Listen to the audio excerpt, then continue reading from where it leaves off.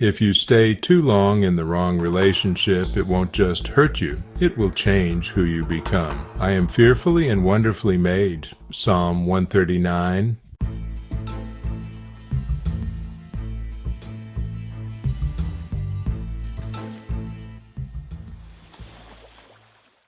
We're often told that the worst thing a bad relationship can do is break your heart. But that's not really the whole truth, is it? The real danger, the one that sticks around long after the tears are gone, is that it can break your sense of self. It can hollow you out until you feel like a ghost haunting your own life. If you've ever felt that way, if you've ever looked in the mirror and wondered where the person you used to be went, then this is for you. This isn't just about healing from pain.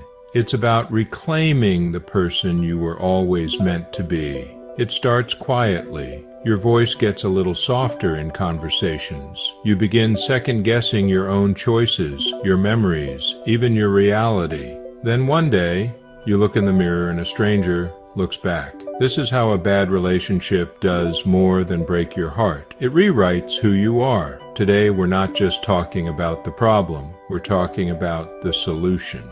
I'm going to share 2 powerful practices to help you find and reclaim your identity before it's gone for good. The deeper problem, how you disappear. It is gradual. It doesn't happen all at once. It's more like a slow fade.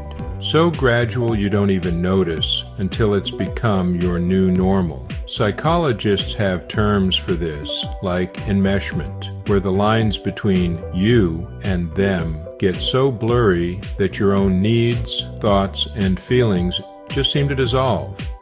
It starts with small things. Maybe you stop suggesting your favorite restaurant because they always make a face, so you just adopt their favorites as your own.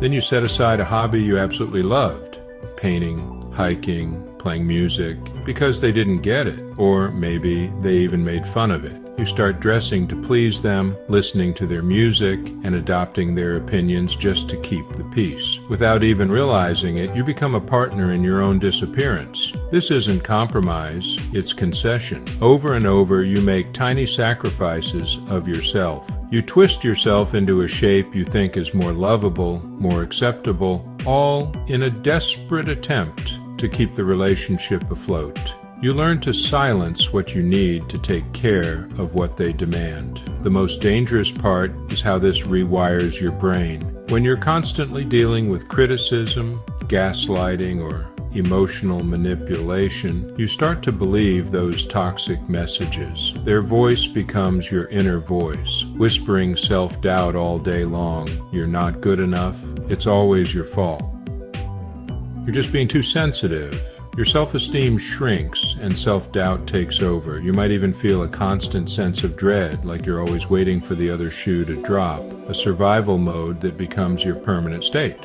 What you're left with is this deep, confusing emptiness. You feel like a shadow of your old self, and you can't even answer simple questions like, what do you like to do? Or what actually makes you happy? When you've spent so long making someone else's existence the priority, your own can feel unclaimed. This is the real price of staying too long. It's not just a broken heart, it's a fractured identity. But here's the truth I need you to hold on to. The person you were is not gone forever.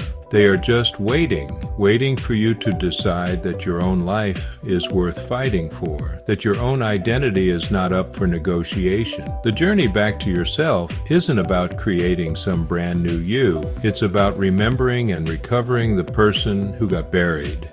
And it doesn't start with some huge, dramatic gesture. It starts with small, deliberate actions. It starts with these 2 practices. Be transformed by the renewing of your mind. Romans 12:2. The rediscovery. Audit. The first step to reclaiming yourself is to remember who you were before the relationship took over. We need to do a little audit of the authentic you. And don't worry, this isn't just a nostalgic trip down memory lane. Think of it more like an active archaeological dig. You're on a hunt for the artifacts of your own soul. I want you to find a quiet moment just for you. Grab a journal or open a new note on your phone. we're going to create what I call an identity map. First, write your name in the center of the page and draw a circle around it. This is you at your core. Now, I want you to think back to a time before this relationship, a time when you felt completely and totally yourself. Maybe it was 5 years ago, 10 years ago, or even back in high school. Just hold that version of you in your mind. Now, around your name, draw some smaller circles and label them with different parts of your life.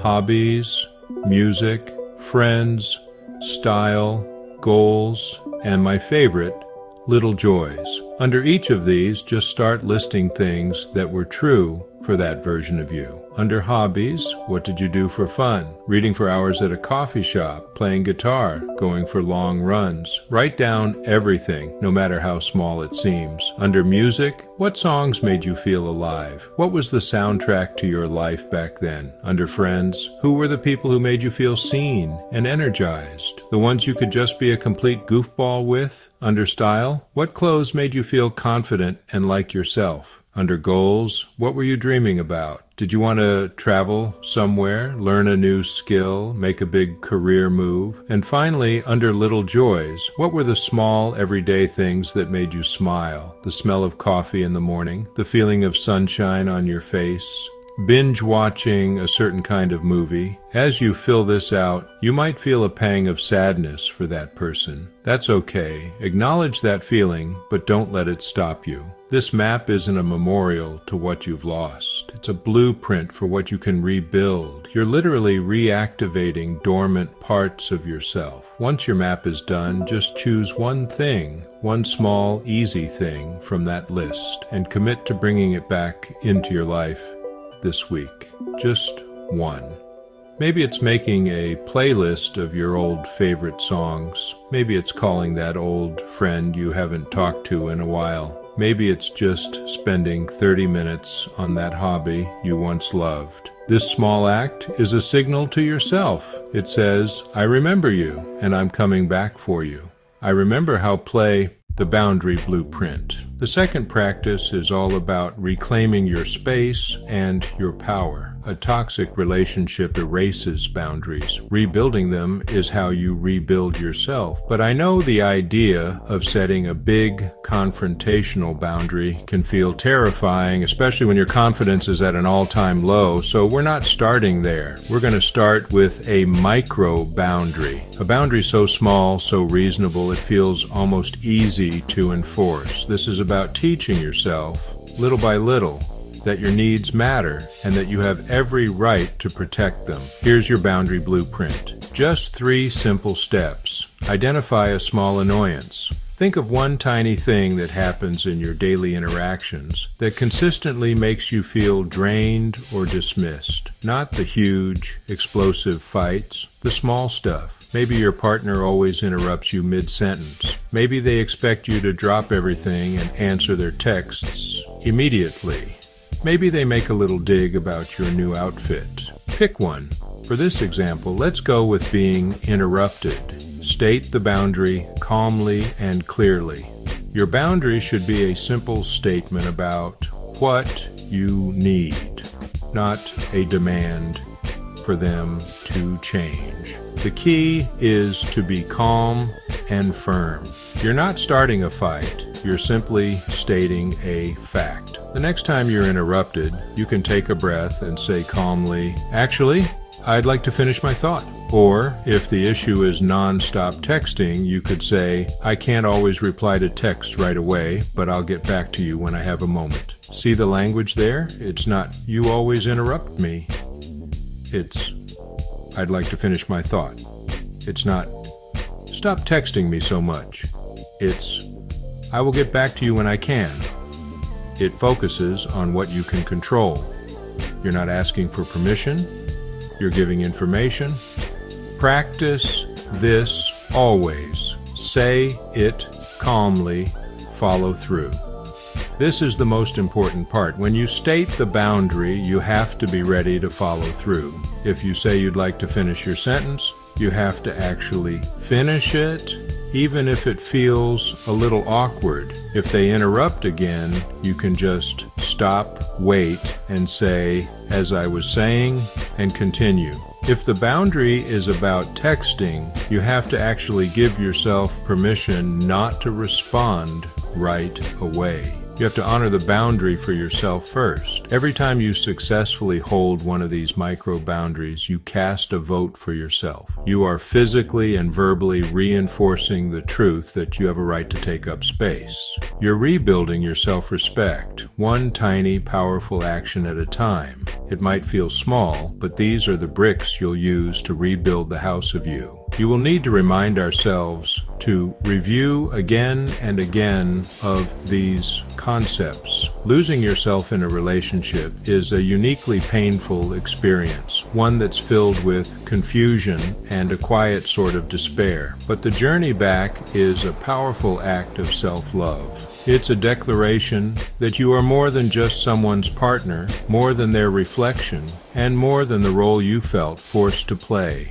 With the rediscovery audit, you're collecting the pieces of your true self and reminding your soul what it feels like to be alive. And with the boundary blueprint, you're not just saying no to someone else, you're saying a huge, powerful yes to your own well-being. This path isn't always easy. It takes courage and a lot of self-compassion, so be gentle with yourself. Some days will be harder than others, but every time you listen to that old song, every time you protect your right to finish a sentence, you're taking a step out of the shadows and back into your own light. You're not just healing from the hurt. You are deciding who you want to become, this time on your own terms. You are finally coming home to yourself. It starts with small things. Maybe you stop suggesting your favorite restaurant because they always make a face, so you just adopt their favorites as your own. Then you set aside a hobby you absolutely loved, painting, hiking, playing music, because they didn't get it,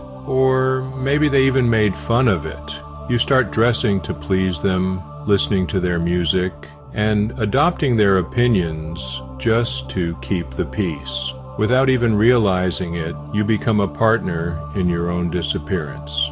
This isn't compromise, it's concession. Over and over, you make tiny sacrifices of yourself. You twist yourself into a shape you think is more lovable, more acceptable, all in a desperate attempt to keep the relationship afloat. You learn to silence what you need to take care of what they demand. The most dangerous part is how this rewires your brain. When you're constantly dealing with criticism, gaslighting, or emotional manipulation, you start to believe those toxic messages. Their voice becomes your inner voice, whispering self-doubt all day long. You're not good enough. It's always your fault. You're just being too sensitive. Your self-esteem shrinks, and self-doubt takes over.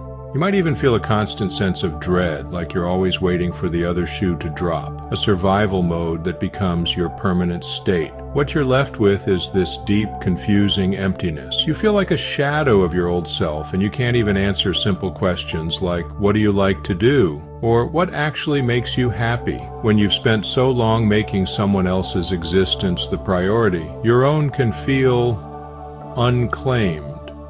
This is the real price of staying too long. It's not just a broken heart, it's a fractured identity.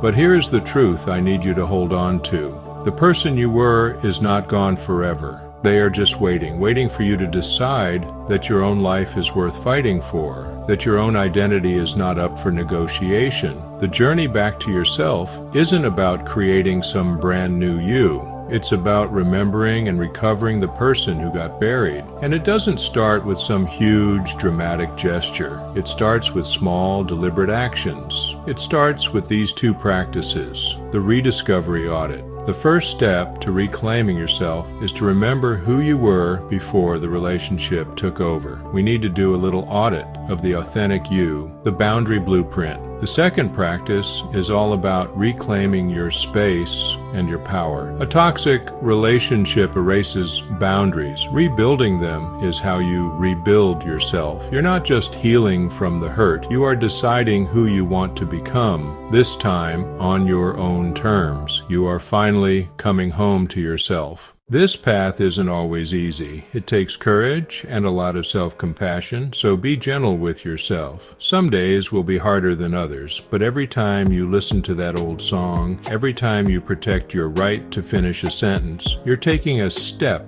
out of the shadows and back into your own light. You're not just healing from the hurt. You are deciding who you want to become, this time on your own terms. You are finally coming home to yourself. Here is a call to action for you. You can do this. Yes, you can. The first step is always the hardest, but it's also the most important. So let's create a space for support right here in the comments. Share one small step you're going to take this week. Just one. Are you going to listen to a song from your rediscovery audit? Are you going to identify a micro boundary you want to set? Sharing it makes it real, and it's a way to hold yourself accountable with a community that gets it. Let's inspire each other. And if this resonated with you today, please subscribe. There's so much more to talk about on this journey of healing and reclaiming who you are, and I'd be honored to walk it with you. You've got this.